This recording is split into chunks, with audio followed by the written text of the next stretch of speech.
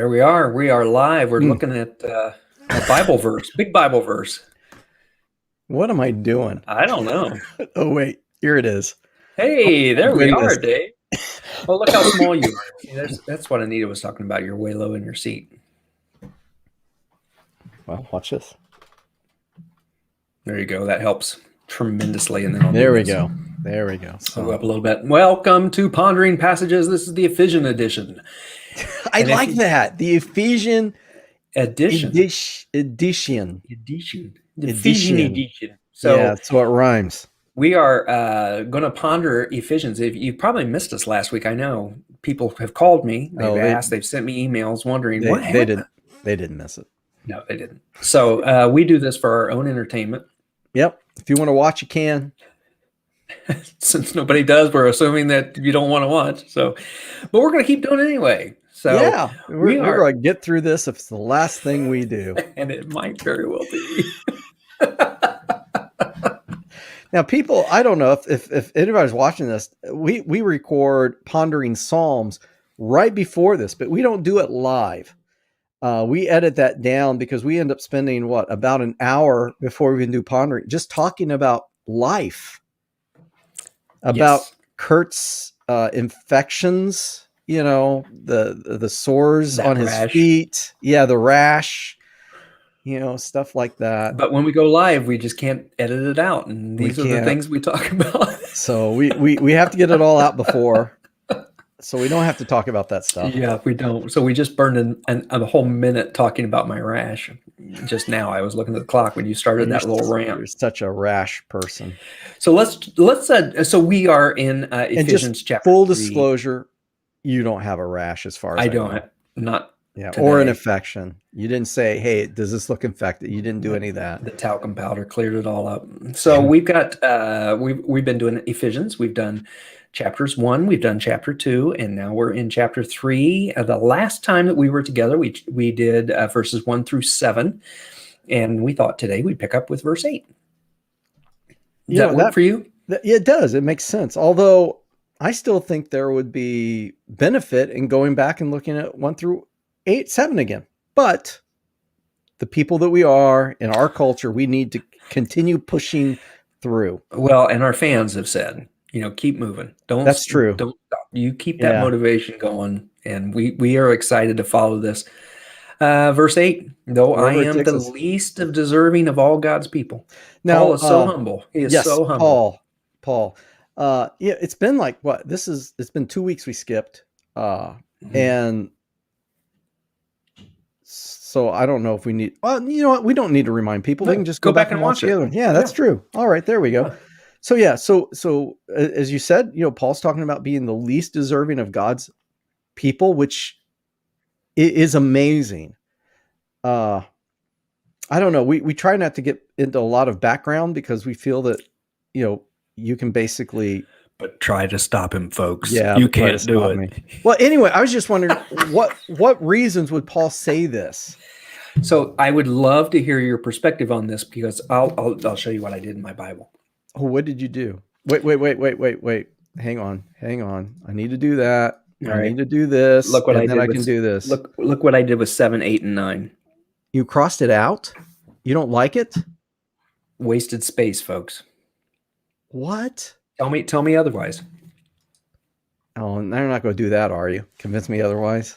Well, I mean, because it doesn't fit the flow of what he's talking about prior to this. He's talking about this great gift that God has given. He's talking about how everybody is now a part of this. And then he goes on this little self-promotion tour about how I'm chosen. God chose me, even though I'm not that great. I'm humble, and everybody knows how greatly humble I am. He's chosen me to explain. I know he's saying what the mystery is. No, I didn't say 10, did I? No, I didn't. I didn't scratch out 10. Okay, you didn't. Okay. No, I feel like 10 is where he picks up and says. Yeah. So let me get back to the point. And I would say that this might directly relate to verse 7, by God's grace and mighty power, because that's what he's been talking about. Thus, I scratched out 7 as well. 7 and 8. And so you're following along with Thomas Jefferson. I heard he cut out parts of the Bible he didn't like. I've got that one over on the shelf. Okay. But I knew you were going to talk Yeah. about other verses. So. Yeah. Yeah. But he's talking about God's grace and mighty power. And I think some of this goes back because he was a persecutor of the church. You're probably right. It has more to do with his history. Yeah. Yeah. And I don't know what connection he had with Ephesians. With the people of Ephesus. I don't even know if this is actually a sermon more than a letter. I don't know if these are things he said, because there's a lot of connection between this and Colossians. And some scholars believe that Paul didn't even write Ephesians. I asked you not to go there.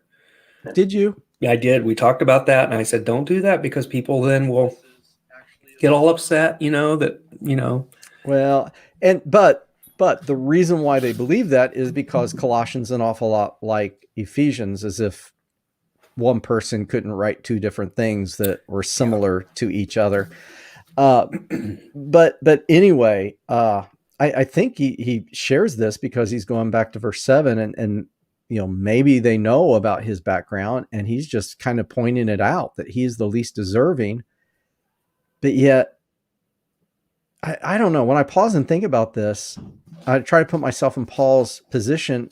It would be, I feel I would be in a very strange position to be the one bringing this to people. Well, that's a good point. He was not in Ephesus as a persecutor, right? Not that I know of, but I don't know all of his background. I doubt that he was. But I get your point. I mean,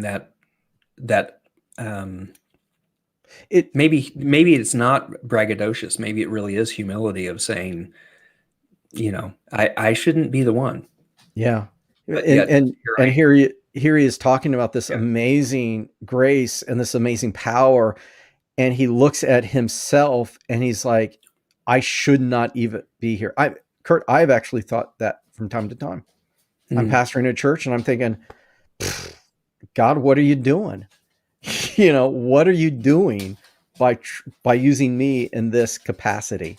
Yeah. So I think I can track with what Paul's saying. Interesting. Yeah. And I'm not in a church anymore because I was saying the same thing. And actually, he was right. God was right. You should not be doing this. And so I'm out, man. I'm out. What's that? The George Costanza go, I'm out. Only that wasn't my case. I didn't get to leave on the high note. So. And don't look up that reference, by the way.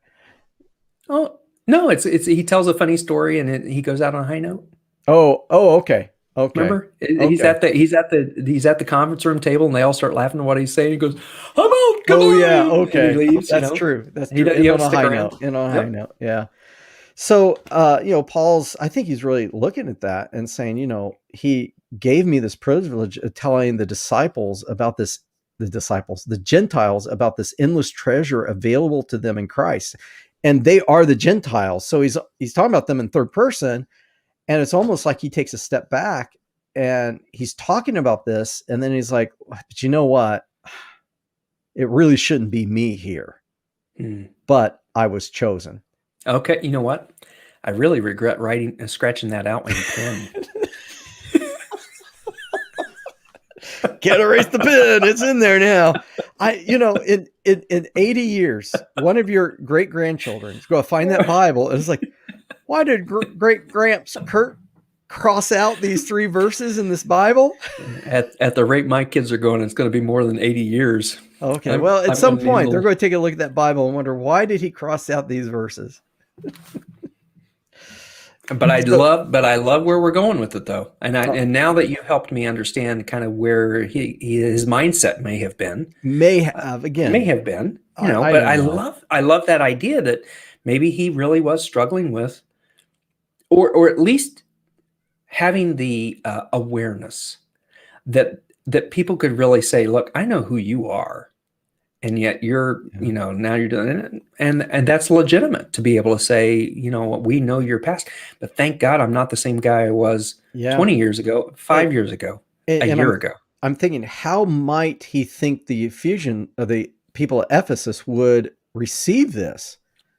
Because they were Gentiles. Yeah. And they might be thinking, well, you think you've got it. we were completely outside of Mhm. God's, Mhm. God's Yep. plan. So we're even less deserving than you. And Paul's like, no, I'm less deserving. No, we're less. And then, you get in this whole fight. You know how that works. Um, But the so point is, God's grace is bigger than our past. the creator of all things has kept Yeah. secret from the beginning. I like it. Yeah. Okay. That's, Thank you for winning me over, because this was I mean, really, I read it several times and I tried to put my head there and I couldn't do it. And I thought, this is just Paul being Paul, you know? I yeah. mean, it's Well, just Paul doing his thing of patting himself on the back that, oh, sure. Yeah. And I'll tell you, I want to do a promotion for the Bible Project. okay. Right. I mean, so Yeah. if Yeah. It's a nobody's been great a thing. part of that, nobody's looked that up, look it up. They are brilliant in the way that they outline. They'll take a book and they'll outline it. They do it with visual illustrations that are stunning, and creative. And I'll be honest, our small group was studying Philemon, Yes. and we read it. Anita and I read it together as we were getting ready for that. And I thought, I've never heard of anybody more condescending than Paul is in the book of Philemon. And he's like, I could ask you to be nice, or I could demand it, but I know you're better than that. And it was like, man, he's like a manipulative Jewish mother. Well, No guilt laid here. Kurt, how's that different than when you were a pastor and you would call up your leaders and say, I could come down there and knock some heads together, Yeah, that never happened. but I'm not going to. That may be your style, Dave, wasn't mine. Well, But when we watched the Bible Project, come back to what I was saying, the point of bringing up the Bible Project, it opened my eyes in a completely different way of what did that book really represent. And it was beautiful. It was gorgeous. And Paul was actually being very gracious to everyone, to Philemon, the person he was writing this to, and the church where he was located, to be able to say, this is a good thing for you to do, is to honor this this thing God has given you. And I think, now that I think about it, it's probably the same thing he's doing here. This is an amazing gift, not just that God has given. And I like that in verse 9. I was chosen to explain to everyone. yeah. And maybe even, sometimes we are the ones who need to hear it. And everyone, that this mysterious plan of God, I'm just part of this mysterious plan of God, the creator of all things. So And the thing that I took away from this verse is that that this plan was from the beginning. Sometimes I have a hard time wrapping my mind around that, because it seems like he had a couple of do-overs. You had Adam and Eve, and that didn't work out. And then you went to Noah, and that didn't work out. Yeah. Oh, well, this is interesting. Just testing it out there. Okay. But, and it's like, Abraham and Sarah were like the third try. And when I read Paul saying that, he had this plan from the beginning, or maybe the plan wasn't necessarily exactly how it panned out. The fact that God would actually be the one who rescues and redeems us, which he was trying to do every time. Yes. Yeah. That's the plan. That could very well be. That it isn't the fact that he tried the plan several times and it didn't work. It's the fact that he always planned to redeem us. Yep. And from the beginning. Yeah. But, we couldn't see it. He kept it under wraps. And then it goes he tells us why. It goes to what you told me. You and I were talking this last week, and I was sharing with you about how I was hearing things for the first time.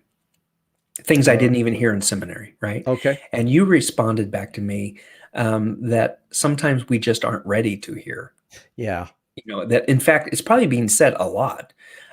We just aren't attuned to that. Yeah. And you were talking about being attuned, kind of like a radio receiver. There's all these radio waves right now in this very room, and even television waves, but you have to have the right receiver. And Yeah, we weren't quite ready to receive this. It wasn't quite the right time. Right there. Thank you for bringing that back. I appreciate that. Well, I appreciated you Hey, we're sharing. live. We're live, so I feel like Oh, it's we important are. Yeah, okay. important I share something.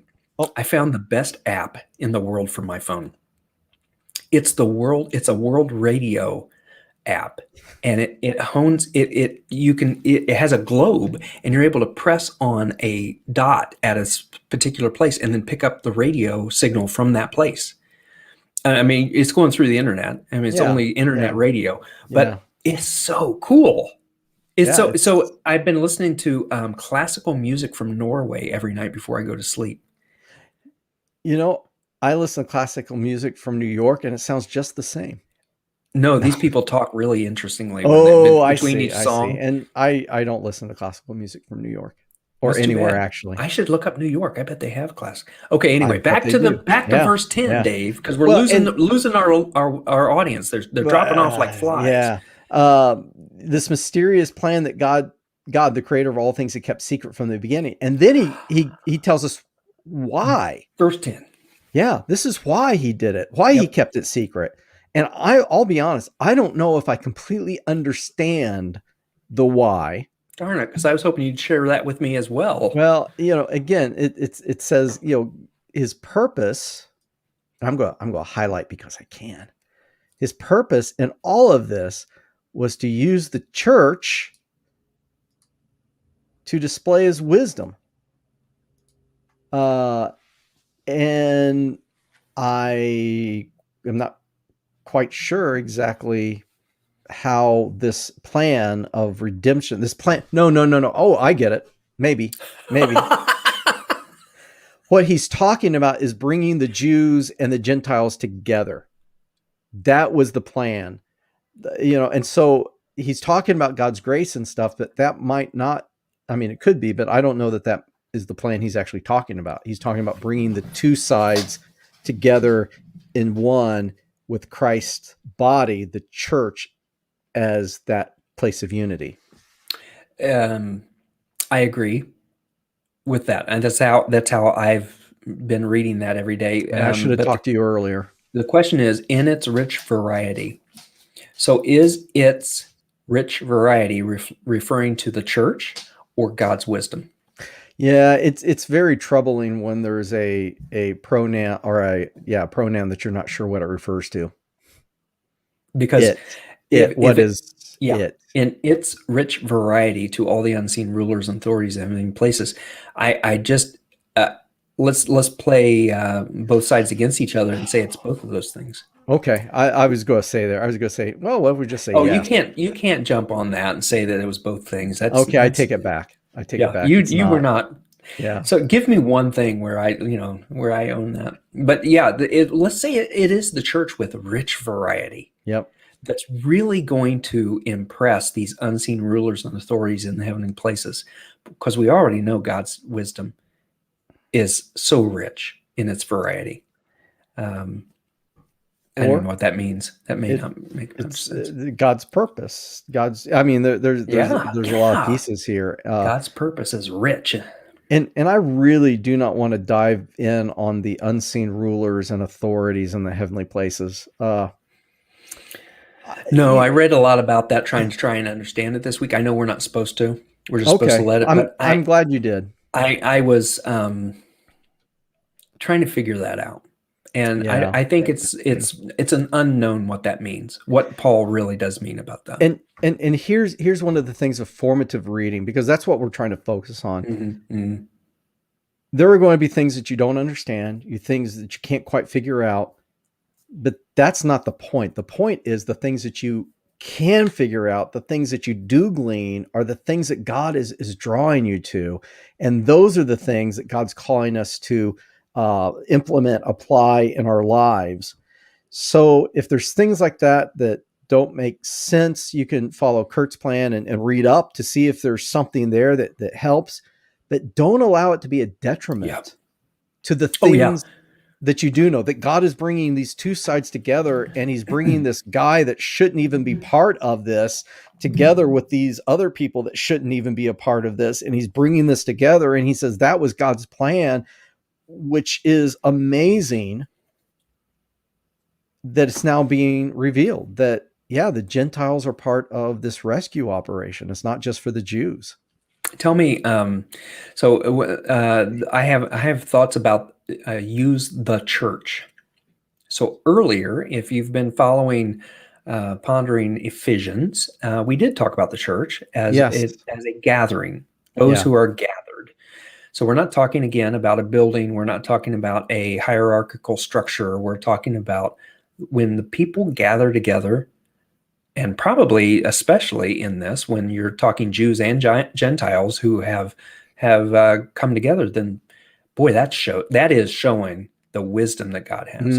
Yeah. Right. I mean, Yeah. that's what he's wanting. Right from the beginning, that's what he'd hoped for, that we would all be one. Yeah. We'll all be one under his kingship, Mm-hmm. his lordship. Yeah. Which And in verse 11, right? yes, this was his eternal plan, which he carried out. And this is where Jesus comes in. He carries it out through Jesus Christ, our Lord, bringing us together. Because of faith in him, we can now come boldly and confident. I love this, Mm-hmm. into God's presence. It reminds me some of Hebrews, where it says we can come boldly before the throne of grace. Yeah. Because he has been tempted in every way that we have been, meaning that he understands what we're going through, but yet he was without sin. So, I mean, I really love verse 12. Yeah. And one of the other, I looked it up, and I don't remember which one now, in another translation, because it was like, I wonder if that's said differently someplace else, or if somebody interpreted that in a different way. Yeah. And it was confidence of access. So not just, Yeah. so we have access to God's presence, not just boldly marching up in front, but we can have this confidence that God is not going to shun us or push us away. But we really have that confidence of access that's available. I thought that was beautiful. We can now come. Yes. Mm-hmm.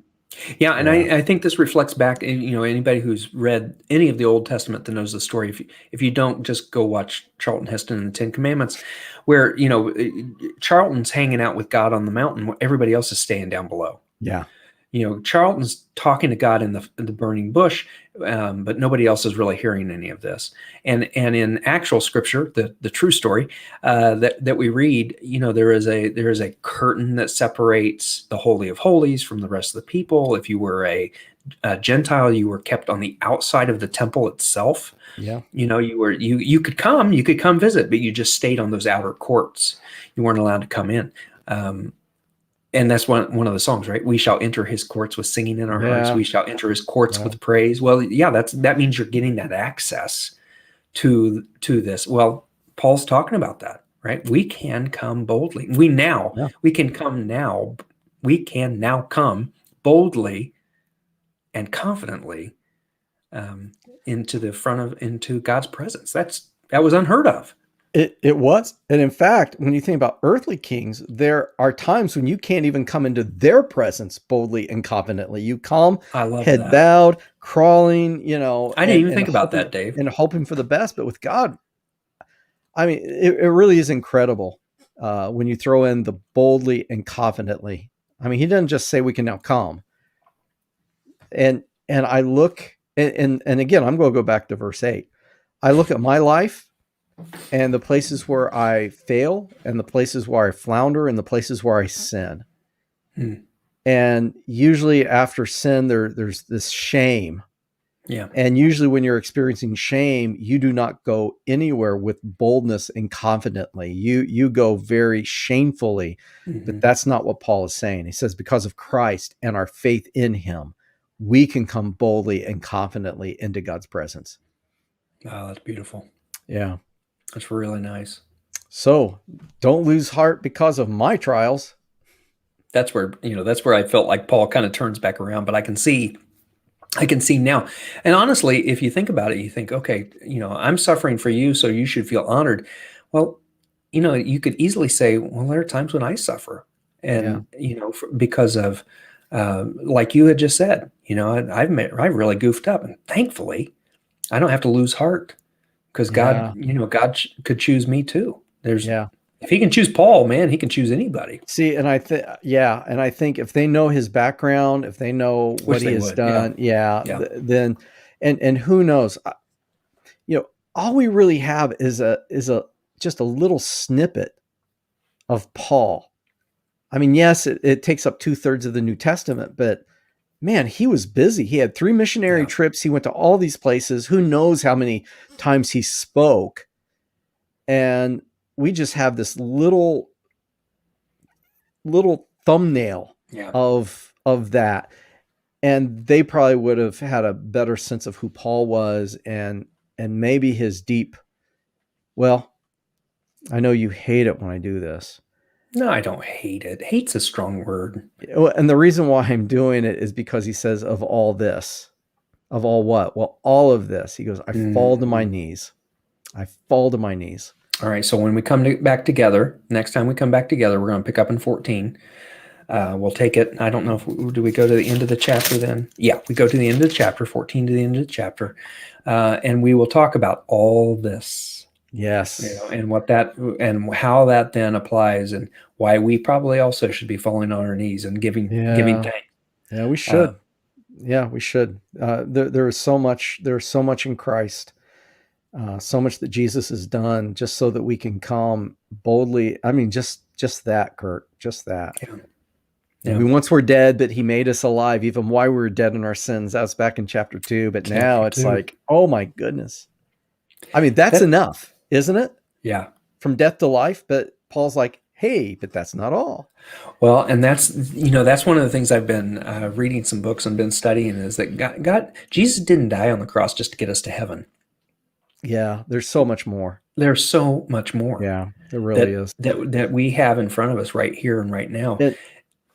And I'm convinced because of Jesus, we can find wholeness in our life. Yes. Whole people. And it's so unfortunate when people come to Jesus and, they accept Jesus in their heart, pray the sinner's prayer, whatever phrase you want to use, come down the aisle, but make that the last thing. That's exactly right. Because I really think they stop short and they miss out on the deep benefits and the deep blessings that Jesus brings to our lives. Yep. And I think that's just great. I mean, I really feel like if we can read these passages and help them point us back to Jesus, not the passage for the passage's sake, but that it points us back to Christ and what he wants to do in our lives, and not after we're dead, but today. Yeah. There's a Switchfoot song that says you don't have to die before you can live. Yeah. I love that. Yeah. That's great. Well, thanks, Dave, for helping us go through this. Well, thanks for you too. I mean, I had a couple of epiphanies. And again, sometimes when you have these epiphanies, you need to check them out fuller. But again, we're not looking for what the actual interpretation is. We're looking for places where it connects with our lives. And for me today, it connected with me on just the rich blessings there are in Jesus. And I don't think I would have said that 15 years ago, even as a pastor. Yeah. I think some of that's just age. We're maturing, right? We're like a fine cheese. We're well, you are a cheese. I don't know if you're a fine cheese. We're just getting better and wiser every day. Yeah. But certainly God is revealing himself to us. Too, like cheese. That's what. Well, anyway. All right. Well, everybody that's still on this with us. Hey, wait! I'm the only follower. All right. So I'm watching it. It's great, but anybody can come back later. That's true. Pick it up. Join on. True. And we will see you back here and with picking up in verse 14. Feel free to read along to the end of the chapter. Do it every day like we do, and then come back and talk to us about it. We'll talk to you later. See ya. Bye.